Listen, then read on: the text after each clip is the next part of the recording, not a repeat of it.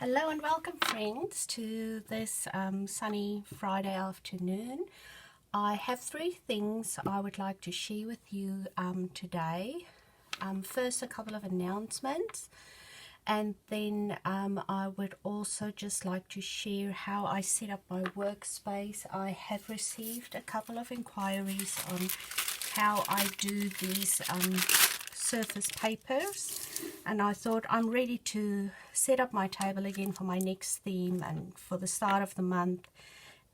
So let's just do it live, and I can share how I do this setup.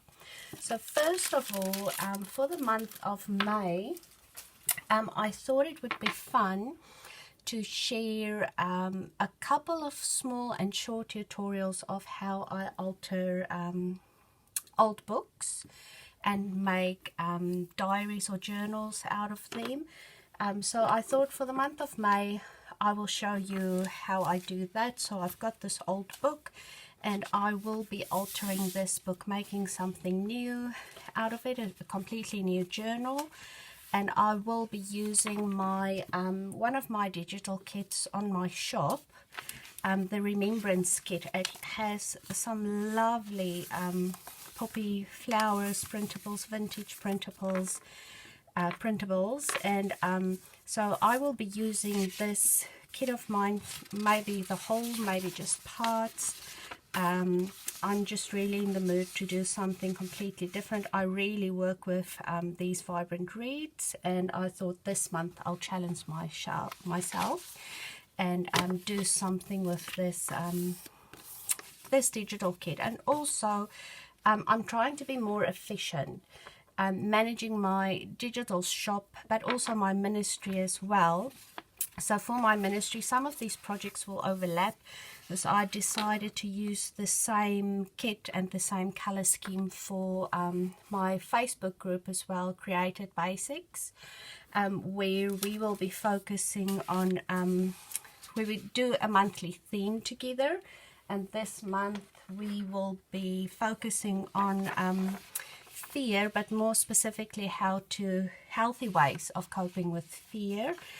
So we will be journaling quite a lot about this over on my Created Basics private group. If you're interested, you can just head over to Facebook and ask to be added to this group.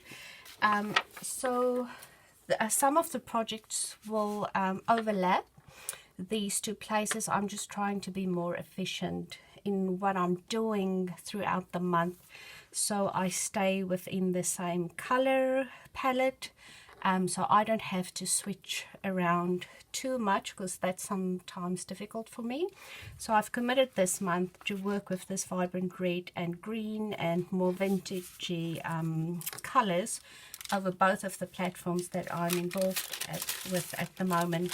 I will also be using lots of coffee and tea dyed papers. I love dyeing baking paper. I'll definitely be doing a couple of interesting things with brown paper sandwich bags, as well as just coffee dyed papers, and then obviously some old vintage papers, dictionary papers, and music sheet papers. So that's for my Chantel's by Design digital shop, also my Facebook page that I am running. I thought it would be nice to share this project, craft with me, step-by-step tutorials on how I start a project like that, but then show you the whole process throughout the month. So that's my big announcements. The next thing I would just like to share before I let you enjoy your weekend is just how I do my setup for my table. I used to just work on my craft mat, but I realized that as I finish art journals and paintings, that I end up wiping quite a lot of paints and materials off that I just throw away. So I found this idea on a lovely lady's YouTube channel, where she shared how she lays down paper on a table, and she used those, I think she calls them back papers, just papers that she will use in other projects. So I started doing this last month. So I started out with just printer paper, just copier paper.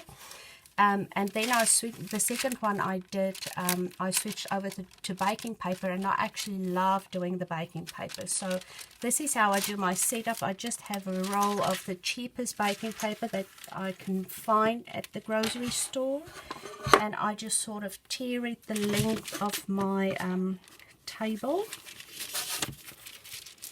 So nothing precise. And then I just use masking tape to tape it to my table, to my craft mat, so it does not move. So I won't tape the whole thing, just to give you an idea. That way it stays in place. So I'll have that down, and I'll just tape all the edges, and then it's ready for laying down some lovely supplies. I've chosen, I will be working with my normal Derwent Inktense pencils. It's sort of my intent for this year to force myself to practice more watercolor techniques. I used to shy away from it because I don't have the confidence. I mainly work with acrylics, but I have these supplies, so I've chosen my palette already. We'll be using some of my favorite greens, and I have a poppy red and a mid vermilion red, and also a tan color and mustard. And then I'll also be playing around with my usual metallic gold from Kaisercraft, and this olive green is one of my favorites. I do have these two reds that I will try out this month. A cool red just from Chroma Chrome. You can buy this at the warehouse in New Zealand. And then also at a Reeves brand one, Rose Madder. I'm not sure about this one. It might be too pinky, and I'm actually after a really poppy red. So hoping this red, although it does say cool red, will work its magic. So that's all for now. I just wanted to share. Oh, the last thing I do is when I do start with my new surface, I have my date stamp, and we are actually in the 1st of May, first day of May, and I will just stamp the date just somewhere random, so I can know I started this this surface sheet on the 1st of May, and when I'm done with this one, I'll stamp the day that I've completed it.